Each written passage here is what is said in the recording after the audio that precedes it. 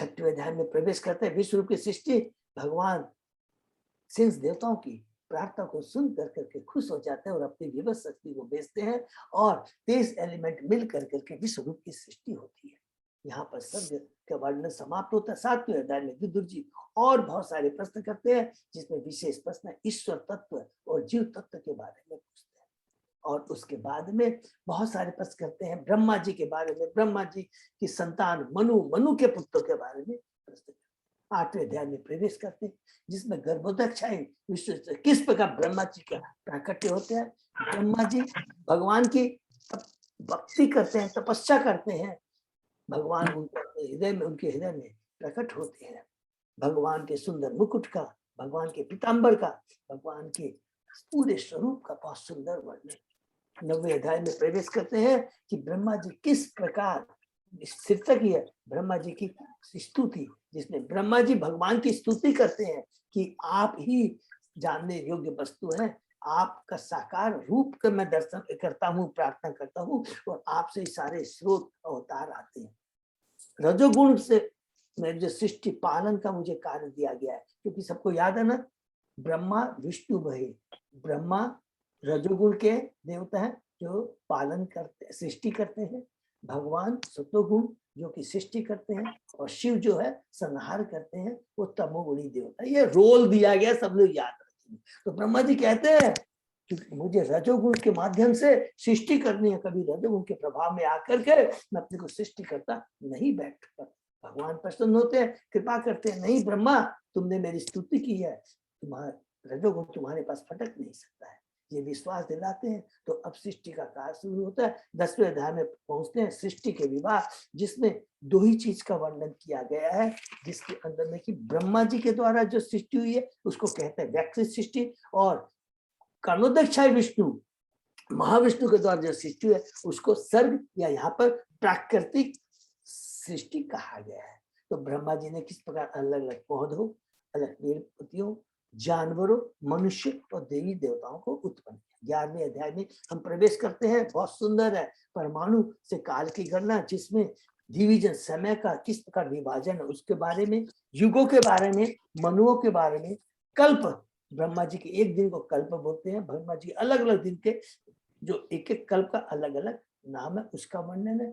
और ब्रह्मा जी की बताया कि जो आयु है भगवान की जो आयु है उससे 1 सेकंड से भी कम के बराबर है। उसके बाद में 12वें अध्याय में प्रवेश करते हैं, इसको याद रखें, ये बहुत इंपॉर्टेंट है। यही से हम लोग बाद में इसको को रिलेट भी करेंगे, जिसमें चतुष्कुमारों तथा अन्यों की सृष्टि है, जिसमें सर्वप्रथम ब्रह्मा जी ने किसकी उत्पत्ति की, अविद्या 5 है, तमह, मोह, महामोह, तमिश्रम और अंध मिश्रम। और उसके बाद में ब्रह्मा जी ने चतुष्कुमारों को उत्पन्न किया। प्रथम उनके पुत्र हैं ब्रह्मा जी के चतुष्कुमार, सबसे बड़े हैं, याद रखेंगे चतुष्कुमार सबसे बड़े, क्योंकि ब्रह्मा जी के वो प्रथम पुत्र है। और अलग अलग भी आएगा।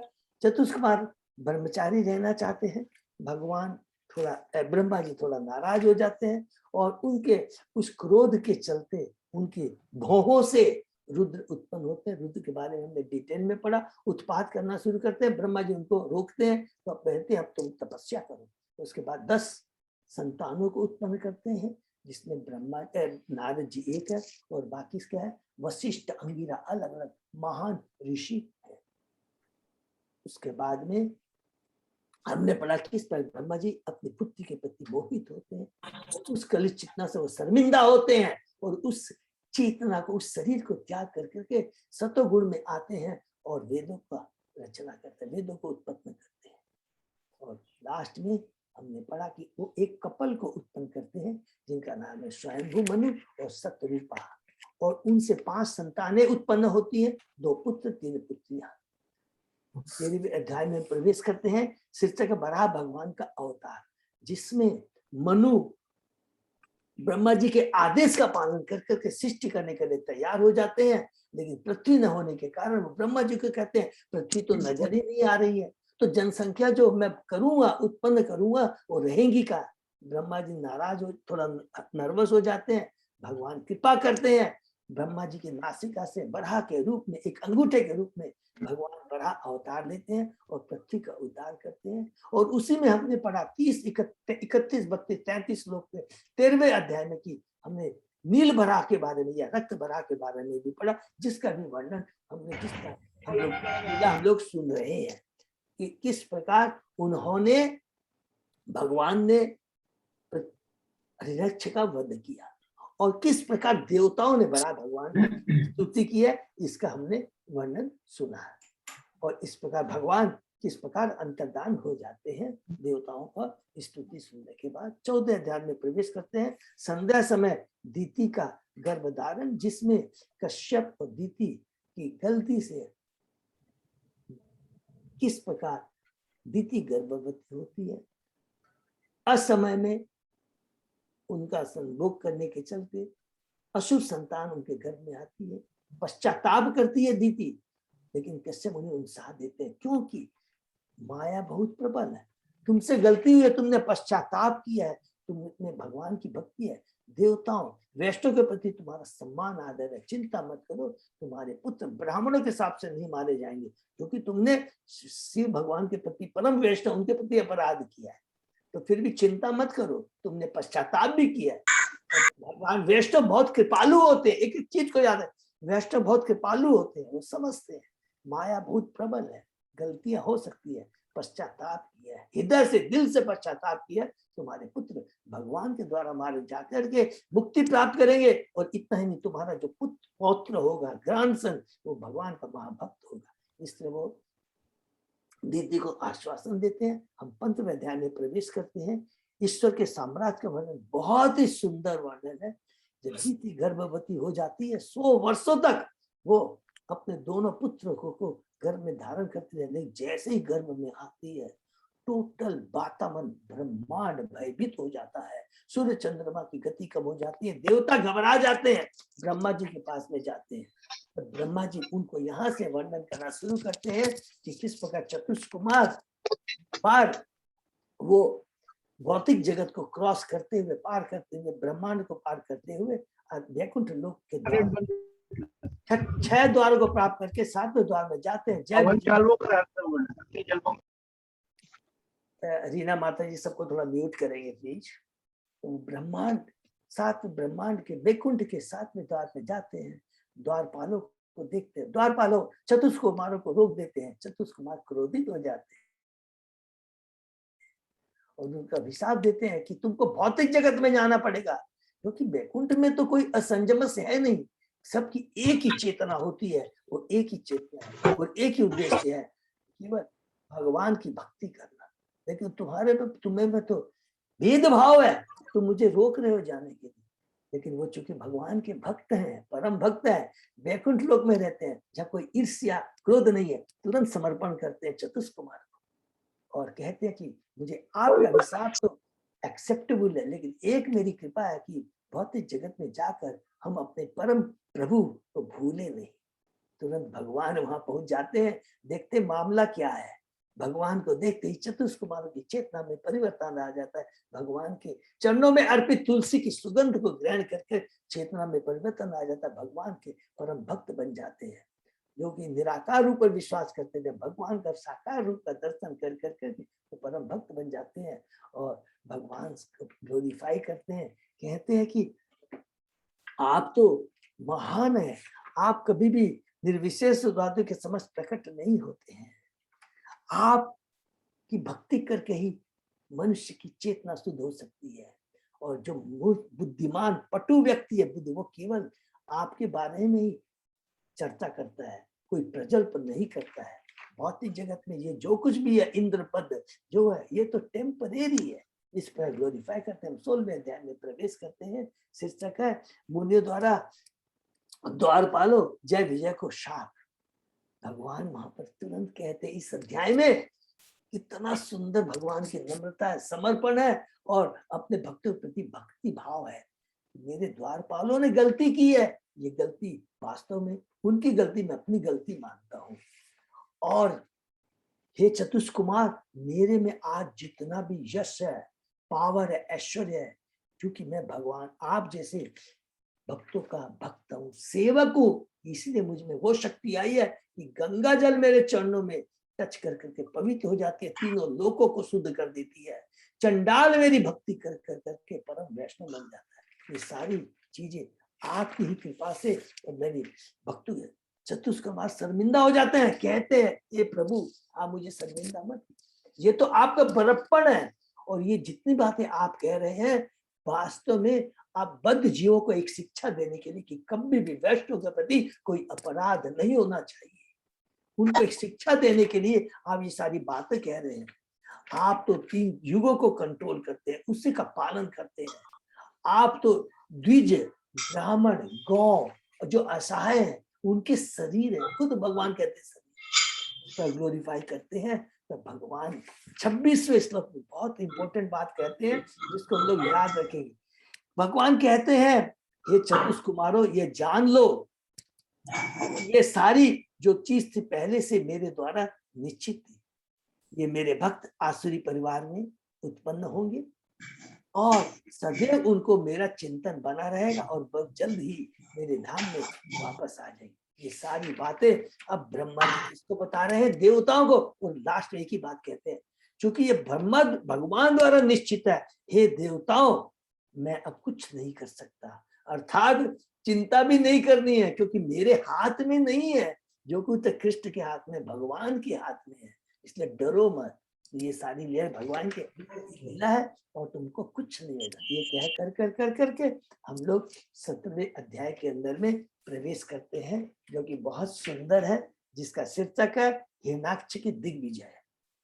100 साल के बाद में दीति 2 पुत्र को जन्म देती है और उसका हम लोगों ने पढ़ा कि किस प्रकार उनका रवैया, पूरा वातावरण कैसा हो जाता है, पूरा पृथ्वी कांपने लगती है, पर्वत कांपने लग जाते हैं, समुद्र विलाप करने लग जाता है, जलचर प्राणियों में हलचल मच जाती है, नदियां सरोवर विक्षुब्ध हो जाते हैं, सूर्य चंद्रमा अपनी जो रोशनी को खो देते हैं।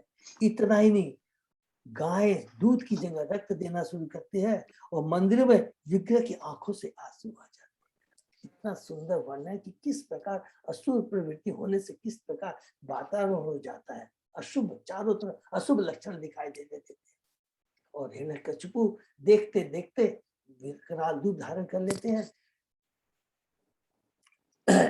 कश्यप मुनि उनका नामकरण करते हैं, एक हिरण्यक्ष और हिरण्याक्ष, हिरण्यक्ष और हिरण्यकशिपु बड़े भाई है और हिरण्याक्ष छोटे भाई है।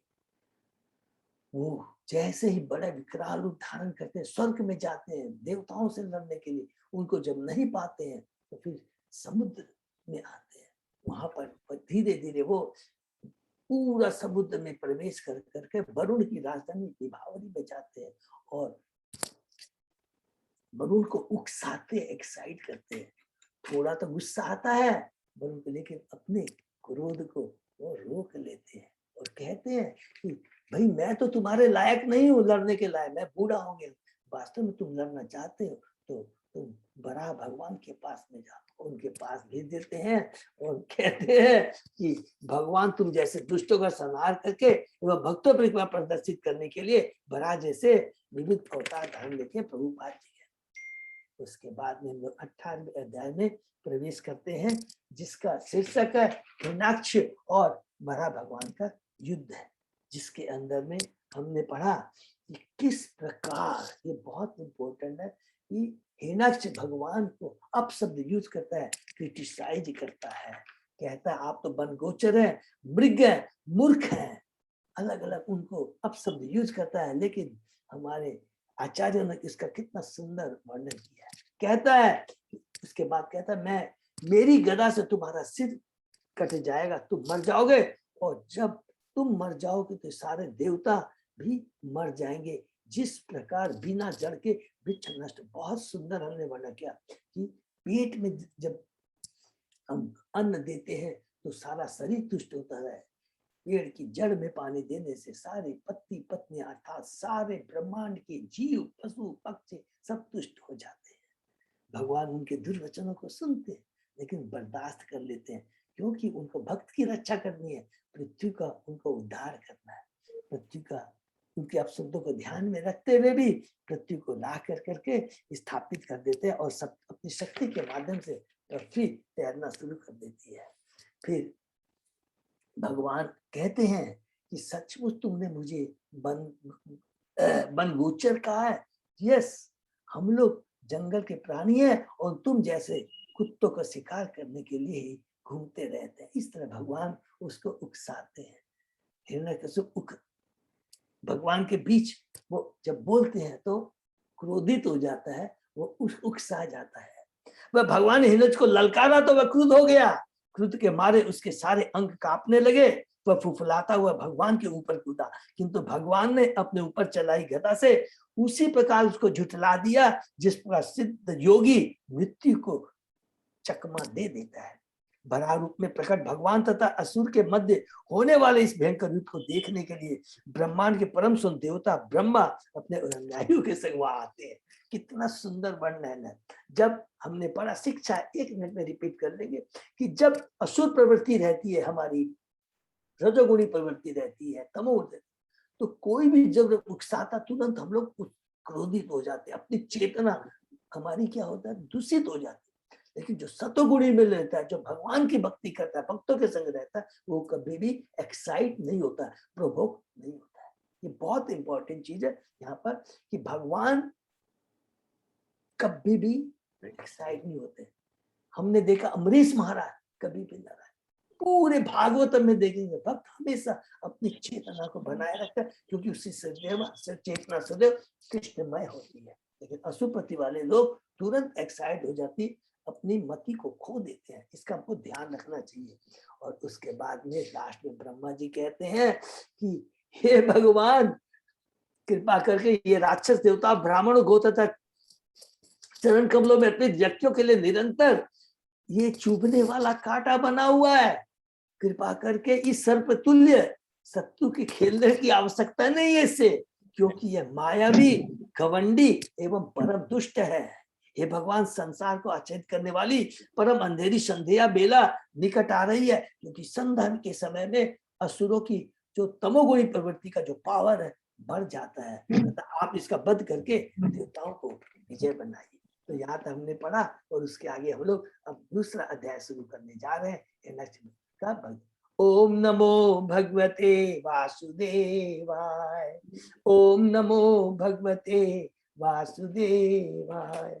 ओम नमो भगवते वासुदेवाय। नारायण नमस्कृत नरं चैव नरोत्तमं देवी सरस्वती व्यासं ततो जयमुदीरये। नष्टप्रायेषु अभद्रेषु नित्यं भागवत सेवया भगवती उत्तम श्लोके भक्ति भवति नैष्ठिकी। आराधयो भगवान ब्रजेश तनय ततदाम वृंदावनम रमया काचित उपासना वजवधु वर्गेण्य कल्पिता। श्रीमद्भागवतम प्रमाणम अमलम प्रेमा पुमर्तो महान। श्री चैतन्य महाप्रभो मतम तत् आदरो न पर। हरे कृष्ण कृष्ण कृष्ण हरे हरे, हरे राम राम राम हरे हरे। तो हम लोग शुरू करते हैं। हरि बोल। कैंटो 3 चैप्टर 90, शीर्षक है हिरण्याक्ष का वध। अभी भगवान, हमने पढ़ा कि सुंदर युद्ध हो रहा है और दोनों एक दूसरे पर गदा से प्रहार कर रहे हैं। ब्रह्मा और भगवान इतने मस्त हो जाते हैं अपनी लीला, क्योंकि भगवान इसी उद्देश्य से आए हैं कि अपने भक्तों से आदान प्रदान करने के लिए, युद्ध करने के लिए। भगवान सब कुछ भूल जाते हैं। तो ब्रह्मा जी आके बोलते हैं कि हे भगवान, ये तो असुर है, संध्या का समय हो रहा है, कृपा करके इसका वध कीजिए, नहीं तो इसमें पावर और बढ़ जाएगा। तो हिरण्याक्ष का वध मैत्रेय उवाच अवधार्य विरिञ्चस्य निवर्य लीक अमृतम वच प्रहस्य प्रेम गर्भेण तत् अपांगेन शो अग्रहित।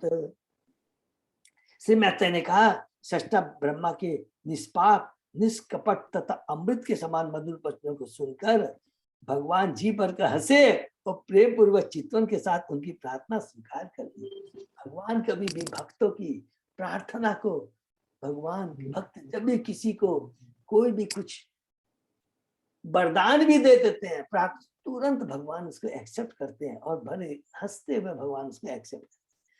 निर्विलिक शब्द अत्यंत सार्थक है। देवता अथवा भक्तों की प्रार्थनाएं निष्कपट होती है। इसको अंडरलाइन कर लेंगे प्लीज, ये बहुत इंपॉर्टेंट है, क्योंकि जो भी भगवान का भक्त होता है ना, वो जो भी प्रार्थना करता है वो निष्कपट होती है, हमेशा याद रखेंगे। विदुर जी भी भगवान मैत्रेय मुनि से प्रश्न करते हैं, वो निष्कपट बद्ध जीवों के लिए। परीक्षित महाराज जी भी सुखदेव गोस्वामी से भी जो प्रश्न करते हैं प्राप्त, वो निष्कपट होती है। ये बहुत इंपॉर्टेंट चीज है और इसीलिए भगवान सुनते हैं। किंतु असुरों की अप्रार्थना कपट पूर्णक होती है। हिरण्याक्ष ब्रह्मा से वर प्राप्त करके अत्यंत शक्तिशाली बना, किंतु वह प्राप्त करने के बाद अपने पापपूर्ण मनोभाव के कारण उसने उत्पात प्रारंभ कर दिया। ब्रह्मा तथा अन्य देवताओं द्वारा की गई प्रार्थनाओं की तुलना असुर की प्रार्थनाओं से नहीं करनी चाहिए, कोई कंपैरिजन ही नहीं है। देवों का अभिप्राय भगवान को प्रसन्न करना था, तथा भगवान हंस पड़े और असुर को मारने की उनकी प्रार्थना स्वीकार कर ली। असुर कभी भी श्री भगवान की प्रशंसा नहीं करते, क्योंकि उनको इनका पता भी नहीं है, अतः वे देवताओं के पास जाते हैं। देखिए कितनी बड़ी बात लिखा है, वो भगवान पर विश्वास ही नहीं करते हैं, वो जानते हैं कि देवता ही सब कुछ है। ये तो मनोवृत्ति होती है असुरों की। तो देखिए ये थोड़ा सा हमारे लिए एक तो इंडिकेशन है, और यहाँ सब हमारे सीनियर डिवोटी सुन रहे हैं, जो असुर स्वभाव के होते हैं, जिनमें भौतिक इच्छा, वही देवताओं के पास जाते हैं, और जो भगवान का भक्त होता है वो भगवान के पास में जाता है। ठीक है ना। भगवत गीता में इस कृत्य की निंदा की गई है। जो लोग देवताओं के पास जाकर के पापपूर्ण कृत्यों में उन्नति के लिए प्रार्थना करते हैं, वे बुद्धि से विहीन माने, अल्प बुद्धि वाले भगवान ने उनको कहा है, वे बुद्धि से विहीन माने गए हैं। असुरों की बुद्धि इसलिए जाती रही क्योंकि उन्हें इसका पता नहीं रहता कि उनका हित किसमें है। यदि उन्हें भगवान की सूचना होती भी है तो वे उनके पास नहीं जाते। वे श्री भगवान से मनोवांछित वर प्राप्त भी नहीं कर सकते, क्योंकि उनके उद्देश्य पाप पूर्ण रहते हैं। देखिए कितनी बड़ी बात का है कि उनकी इच्छाएं क्या है, तामसी पाप रजोगुणी इच्छाएं के लेकर के वो भगवान के पास जाते हैं, तो भगवान उसको पूरा नहीं करते हैं। कहा जाता है कि बंगाल में डाकू अन्यों का धन लूटने की अपनी पापपूर्ण कामनाओं की पूर्ति के लिए देवी काली की पूजा करते थे, किंतु वे विष्णु मंदिर में कभी नहीं जाते, क्योंकि विष्णु की प्रार्थना करने से उनके मनोरथ पूरे न हो पाते। अतः श्री भगवान के भक्तों या देवताओं की प्रार्थना सदैव निष्कपट होती है। बहुत सुंदर एक शिक्षा है। ठीक है ना। तथा सप्तनम मुखतः चरंतम अकुतः भयम जघाने उत्पत्ति गदया हनो असुरम अच्छ। ब्रह्मा ने नथुने से उत्पन्न भगवान उछल पड़े और अपने समक्ष विचरण करते हुए अपने असुर शत्रु हिरण्याक्ष की थोड़ी पर अपनी गदा से प्रहार किया। हरि बोल। साहता भगवत करात विदुर्नीता अपतत रिजे तत् अद्भुतम इव अभवतः। किंतु असुर की गदा से भिड़कर भगवान की गदा उनके हाथ से छिटक गई और घूमती हुई जब नीचे गिरी तो अत्यंत मनोरम लग रही थी। ये अद्भुत दृश्य था, क्योंकि गदा विचित्र ढंग से प्रकाशमान। हरि बोल। उसको बोलो गाड़ी नंबर भेजे। थोड़ा सा माता जी इसको थोड़ा वो करेंगे, प्रभु को थोड़ा जो उनका बीना गुप्ता माता जी का। ठीक है। हरि बोल। देखिए ये भगवान की गदा कितनी बड़ी सुंदर है, कि असुर की गदा, भगवान की गदा उनके हाथ से छिट गई। ये भगवान की लीला है। भगवान जब भी लीला कर रहे हैं, युद्ध कर रहे हैं, अरे भगवान के हाथ से गदा गिर गई, अरे अब क्या होगा, असुर भगवान को मार डालेगा। ये तो भगवान अपनी लीला को और रोमांचक बना रहे हैं। ठीक है ना। और कितना सुंदर है कि जब वो की जो गदा है विचित्र ढंग से प्रकाशमान थी, उसमें इतना तेज था भगवान की गदा में। सैतदा लब तीर्थोपि न बबादे निरायुधम मानयन से मृधि धर्मम विश्वक्सेनम प्रकोपयन। विश्वक्सेनम माने भगवान को बोल का नाम। यद्यपि हिरण्याक्ष को अपने निरस्त शत्रु पर वार करने का अच्छा अवसर प्राप्त, किंतु उसने युद्ध धर्म का आदर किया, जिससे श्री भगवान का रोष बढ़ सके। देखिए असुर भी युद्ध धर्म का नियम का पालन करते हैं। हरि बोल। गदायाम अपविद्यायाम हाहाकारे विनिर्गते मानयाम आस तत धर्मम सुनाभम च अस्मरत विदु। हरि बोल। जो ही भगवान की गदा भूमि पर गिर गई और देखने वाले देवताओं तथा ऋषियों के समूह में हाहाकार मच गया। अरे भगवान कब क्या होगा, भगवान तो पास में कोई हथियार नहीं है और हिरण्य के पास में गदा है।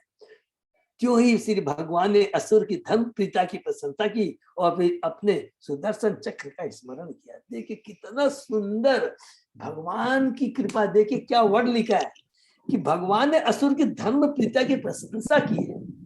भगवान ने प्रशंसा की, तुम धर्म के नियम का पालन कर रहे हो, निहत्थे के ऊपर तुम हथियार नहीं चला रहे हो। तो भगवान तो हमेशा धर्म की रक्षा करते हैं, धर्म का ही संदेश देते हैं। तम व्याघ्र चक्रम दितिपुत्र अधमेन स्वपार्षद मुख्येन विसंजमानम चित्तवाच अतत विदाम के चराणाम तत्स्म आशन स्वस्तिते अमूम जहि इति। हरि बोल। जब चक्र भगवान के हाथों में घूमने लगा और वे अपने वैकुंठवासी पार्षदों के सहकार से जो दीति के नीच पुत्र हिरण्यज के रूप में प्रकट हुआ था खेलने लगे, तो अपने अपने विमानों से देखने वाले प्रत्येक दिशा से विचित्र विचित्र सब निकालने लगे। उन्हें भगवान की वास्तविकता ज्ञात न थी, अतः वे चिल्ला पड़े, आपकी जय हो, कृपा करके उसे मार डाले, अब उसके साथ अधिक खिलवाड़ न करे। ब्रह्मा जी भी बोलते हैं और उसके बाद में अब सारे देवता बोलने लगे, हे प्रभु और ज्यादा खिलवाड़ मत कीजिए, इसको जल्दी से आप मार डालिए। शतम निशाम्य आतरथांगम अग्रते व्यवस्थितम पद्म पलाश लोचनम विलोक्य च अमर्ष परिपूत इंद्रियो रुषा स्वदंत छदम आदशत श्वसन। जब असुर ने कमल की पंखुड़ियों जैसे नृत्य वाले, सुनिए इसको अंडरलाइन करेंगे प्लीज, जब असुर ने कमल की पंखुड़ियों जैसे नृत्य श्री भगवान को सुदर्शन चक्र से युक्त अपने समक्ष खड़ा देखा तो क्रोध के मारे उसके अंग तिलमिला उठे।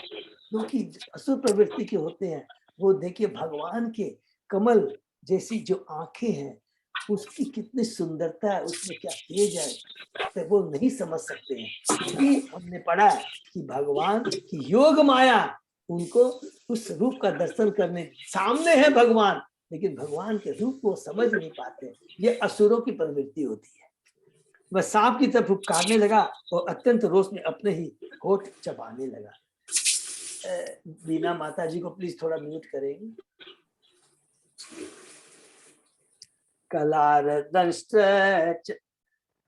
कलारदंष्ट चक्षुभर्यां सक्षणाने दहन इव अभिपुत्य स्वगदया त्यो असि इति अहनत हरिम। भयानवी दाढ़ों वाला वह असुर से भगवान को इस प्रकार पूछ रहा था मानो वह उन्हें भस्म कर देगा। उसने हवा में उछलकर भगवान पर अपनी गदा तानी और तभी चिल्लाया, तुम मारे जा चुके हैं। पदाशव्येन ताम साधो भगवान यज्ञ शुकर लीलया विमशत शत्रु प्राहरत वात रनहसम। हे साधु विदुर, समस्त यज्ञों की बलि के भोक्ता भगवान ने अपने सूकर रूप में अपने शत्रु के देखते देखते खेल खेल में उस गदा को अपने बाएं पांव से नीचे गिरा दिया जो तूफान के वेग से उनकी ओर आ रहे। हरि बोल। देखिए भगवान को इतनी पावरफुल गदा को किस प्रकार उन्होंने खेलते थे बच्चे के समान तुरंत अपने पांव से नीचे गिरा दिया।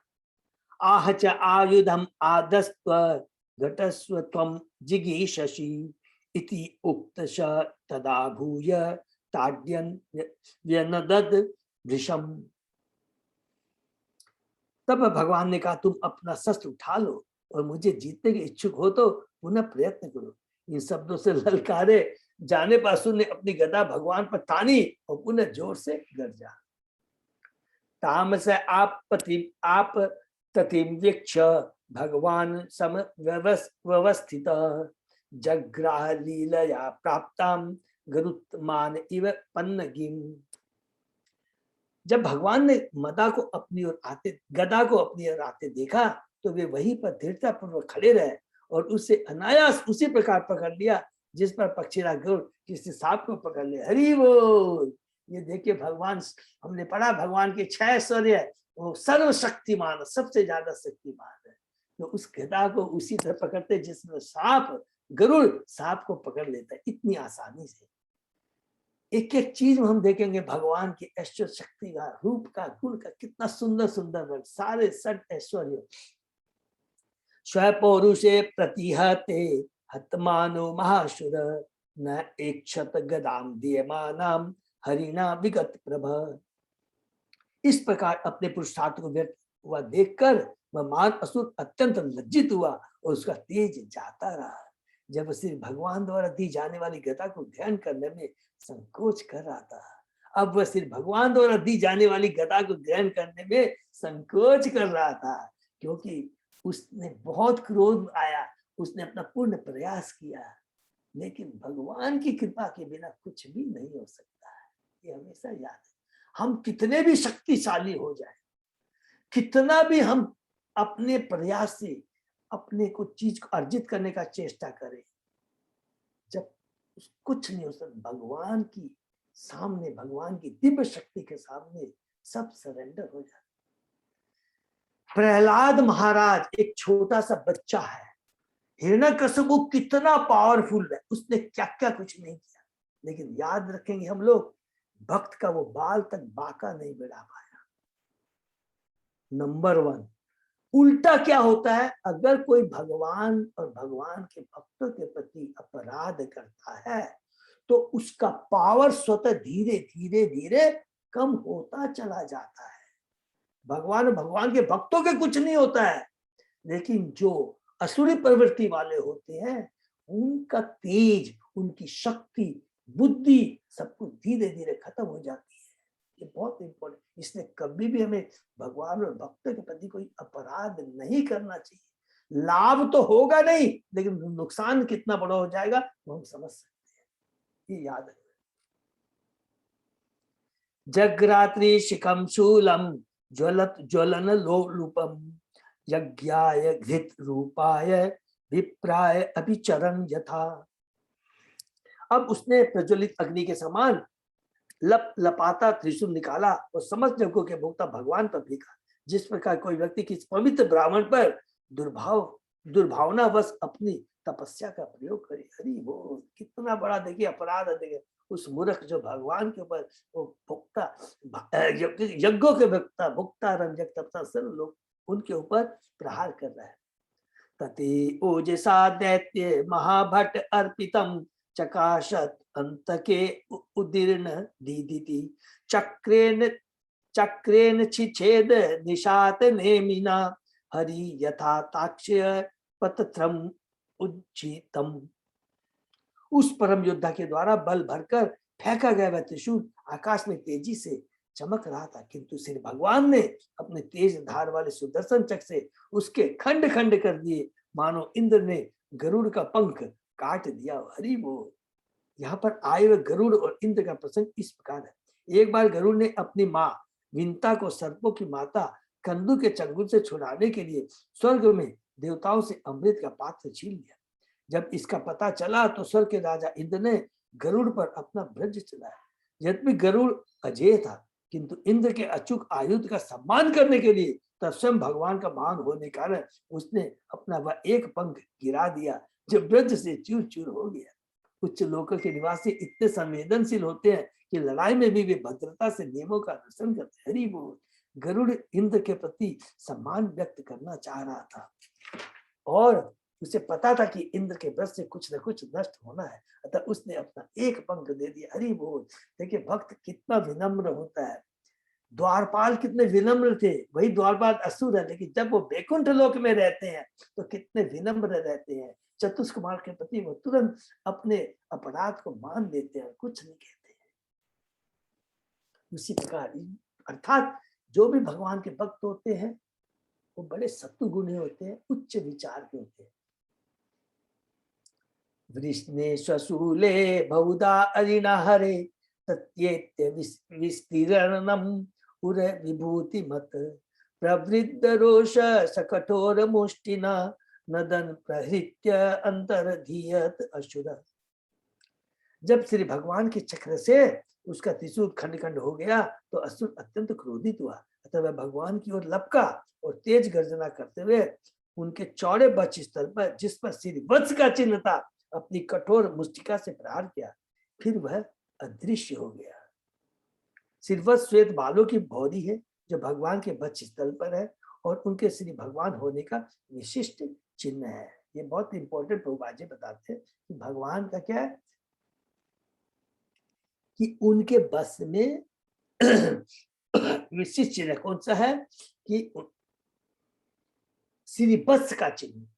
तो बैकुंठ में भी हम लोग देखेंगे कि बैकुंठ में भी सबका एक ही रूप होता है, स्वरूप होता है ना, हमने बताया सारूप्य मुक्ति।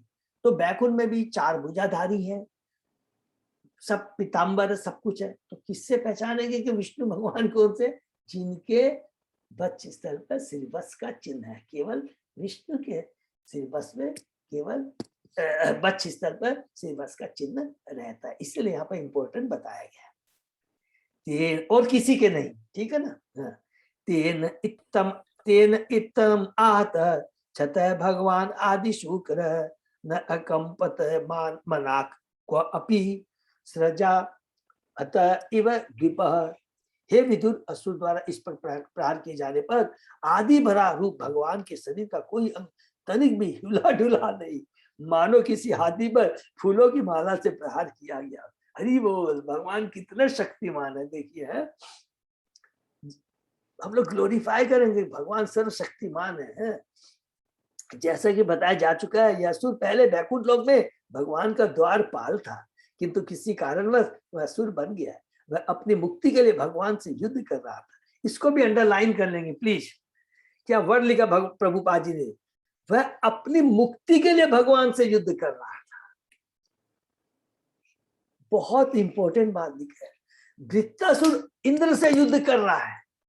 इंद्र की मनोवृत्ति क्या है कि मैं तुमको जल्दी से मारूं और अपना राजपाट है जो मेरा छीन लिया गया है उसको मैं जल्दी से प्राप्त कर सकूं। वृत्तासुर की मनोवृत्ति क्या है कि ये शरीर नाशवान है, भौतिक जगत दुखालय है, हे इंद्र मुझे मार, इस शरीर को मैं छोड़ कर करके तुरंत भगवान के धाम जा सकूं। ये मनोवृत्ति। और ये भगवान का भक्त है, देखो अपनी मुक्ति के लिए भगवान से युद्ध कर रहा। हरि बोल। भगवान को अपने दिव्य शरीर में उसके द्वारा किया गया पार वैसा ही आनंद दे रहा था जिसका तोड़ पिता से छोटा शिशु लड़े। हरि बोल। भगवान का कितना सुंदर, भगवान को अपने दिव्य शरीर में उनके द्वारा किया गया पार वैसा ही आनंद लग रहा था जिस पर तोड़ पिता से छोटा शिशु करे। क्योंकि भगवान का परम भक्त है और भगवान पिता है। कभी कभी बाप और बेटे में खिलवाड़ होता है तो बाप को आनंद मिलता है। उसी पर भगवान को हिरण्याक्ष द्वारा किया गया प्रहार पूजा में चढ़ाए फूलों के समान प्रतीत हुआ। दूसरे शब्दों में कह सकते भगवान आनंद के लिए लड़ना चाहते थे, इसलिए उन्हें इस आक्रमण से सुख मिल रहा था। कितना सुंदर वर्णन है। भगवान की ऐश्वर्य का वर्णन है कि भगवान कितने शक्तिशाली है, जो कि गदा भी फूल के समान लगती है, लेकिन दूसरे वात्सल्य भाव से, भक्ति के भाव से कितना सुंदर प्रभुपाद जी वर्णन कर रहे हैं। ये तो बाप बेटों के बीच में युद्ध हो रहा है और भगवान को बड़ा आनंद आ रहा था जब उसका पुत्र उन पर वार कर रहा है। अथो रुद्धा असृजत मायाम योग मायो ईश्वरे हरो याम विलोक्य प्रजा त्रस्ता मे निरे अश्य उपसंयम। किंतु असुर ने योगेश्वर श्री भगवान पर अनेक कपट पूर्वक चालों का प्रयोग किया। यह देखकर सभी लोग भयभीत हो उठे और सोचने लगे कि ब्रह्मांड का संहार निकट है। भगवान तथा उनके भक्त का जो असुर रूप में परिणत हो गया था, यह युद्ध इतना भीषण प्रतीत होने लगा मानो ब्रह्मांड में प्रलय होने वाली है। यह श्री भगवान की मानता है।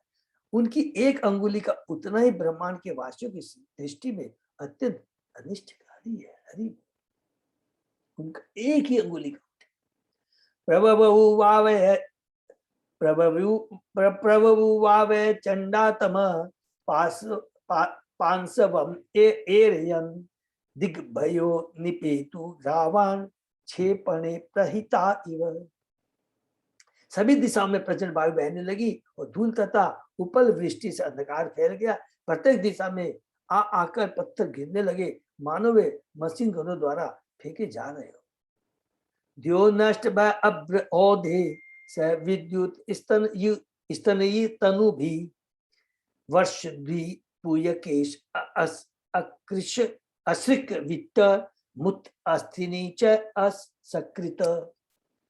बिजली तला गर्जना से युक्त आकाश में बादलों के समूह घिरे आने से नक्षगण विलुप्त हो गए। आकाश से पीप, बाल, रक्त, मल, मूत्र तथा हड्डियों की वर्षा होने लगी। ये कौन कर रहा है? हिरण्याक्ष करना शुरू कर दिया है उसने। ये प्रवृत्ति होती है देखिए असुरों की। गृह प्रत्यदृश्यंत नाना आयुध मुचो अनघ दिक वाशो या तो धान्य सुलन यो मुक्त मूर्धजा।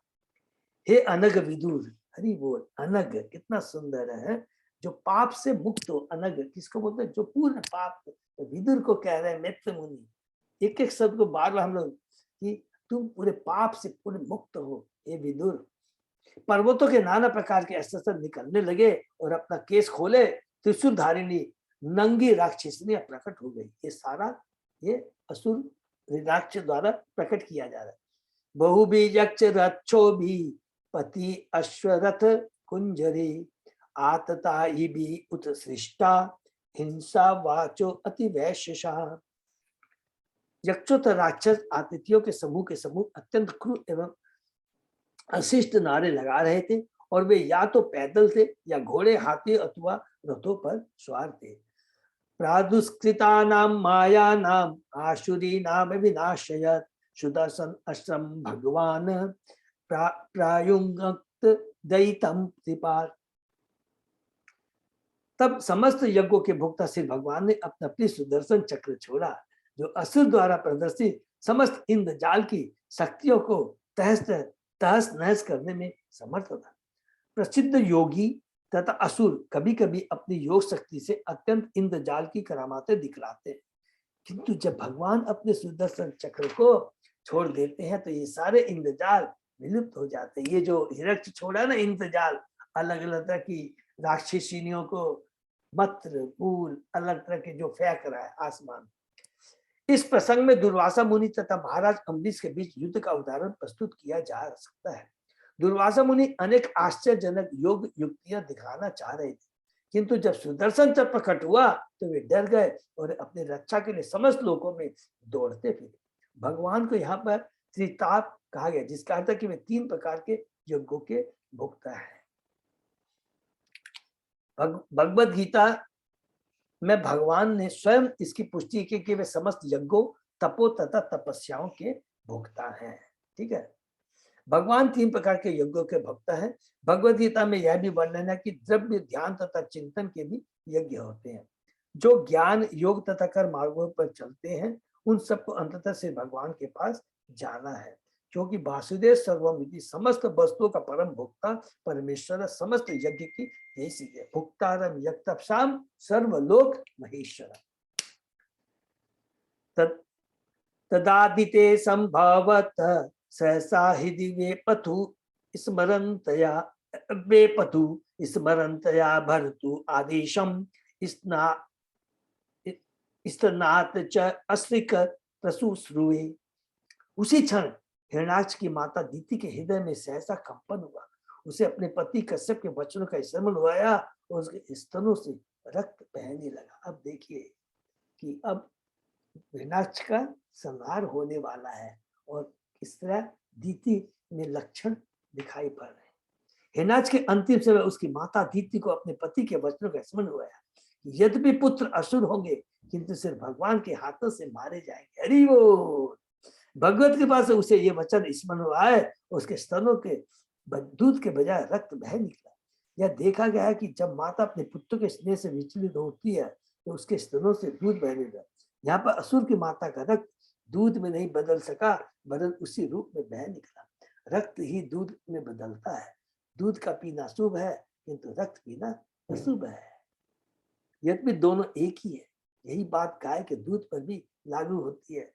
हमने पढ़ा है कि गाय दूध की जगह रक्त दे रही थी। पढ़ा है ना, जब असुर का बोलबाला होता है, जब हिरण्याक्ष और हिरण्यकशिप का जन्म होता है। हमने अभी जस्ट पढ़ा है 17वें अध्याय। विनष्टाशुषय मायासु भूय च आव्रज केशवम ऋषो उपगुहमान अमुम ददृशे अवस्थितम बही। जब असुर ने देखा कि उसकी माया शक्ति विलुप्त हो गई है, तो वह फिर से श्री भगवान केशव के समक्ष आया। केशव देखिए कितना सुंदर बना है, और उन्हें चूर चूर करने की इच्छा से अपने भाव में भरकर उनका आलिंगन करना चाहा, किंतु उसके आश्चर्य का ठिकाना न रहा जब उसने भगवान को अपने बाहु पास से बाहर खड़े देखा। अरे वो तो भगवान योगी से भी, इन असुरों की मायावादी से भी परम मायावी भी है भगवान। भगवान कुछ भी कर सकते हैं, जितनी अष्ट सिद्धि है वो तो भगवान से ही आती है। इस श्लोक में भगवान को केशव कहा गया है क्योंकि उन्होंने सृष्टि के प्रारंभ में केशी असुर का वध किया था। कृष्ण का भी नाम केशव है। श्री कृष्ण समस्त अवतारों के मूल हैं, और ब्रह्म संहिता में इसकी पुष्टि की गई कि श्री भगवान गोविंद समस्त कारण, गोविंदम आदि सर्व कारण कारणम, सब कारणों के कारण है, और वे एक साथ विभिन्न अवतारों तक अंशों में विद्यमान रहने वाले हैं। असुर द्वारा श्री भगवान को कूटने का प्रयत्न महत्वपूर्ण है। यह सोचकर कि वे अपनी भौतिक शक्ति से, इसको नोट करेंगे कि वह अपनी भौतिक शक्ति से अपने सीमित भाव के भीतर भगवान को बंदी बना सकता है। उसने अपने भाव में उन्हें भरना चाहा। उसे यह ज्ञात नहीं था कि भगवान महान से महानतम और सूक्ष्म से सूक्ष्मतम है। जो अष्ट सिद्धि जो हम बता रहे थे, अष्ट सिद्धि में बड़ा से बड़ा, छोटा से छोटा, हल्का से हल्का हो जाता है, एक लोक से दूसरे लोक में जा सकता है। ये सब बहुत मामूली चीज है, ये देखिए समझ में आए।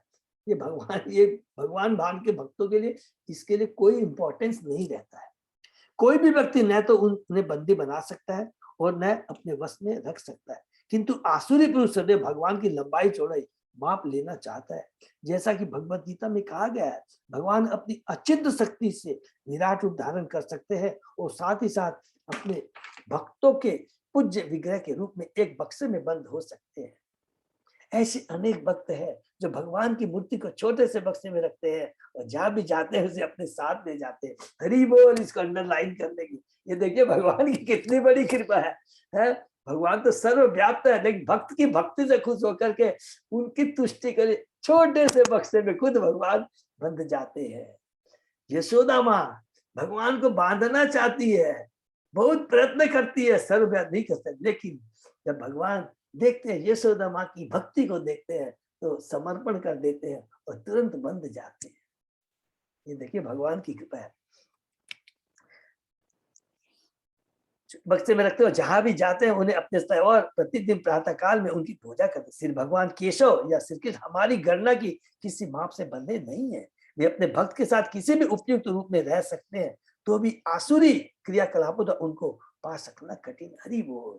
तो हमने यही समाप्त करते हैं और इसको नोट करते हैं। कितना सुंदर प्रभुपाद जी ने कहा, भगवान भक्ति के द्वारा बंधे जा सकते हैं। अगर हम अपने ऐश्वर्य को दिखाएं कि मैं करता हूँ, मैं कंट्रोलर हूँ, भोगता हूँ, वो भगवान को पसंद नहीं। ये क्या है? हमारा भ्रम है, इस हमारे ये 3 गुणों का प्रभाव है।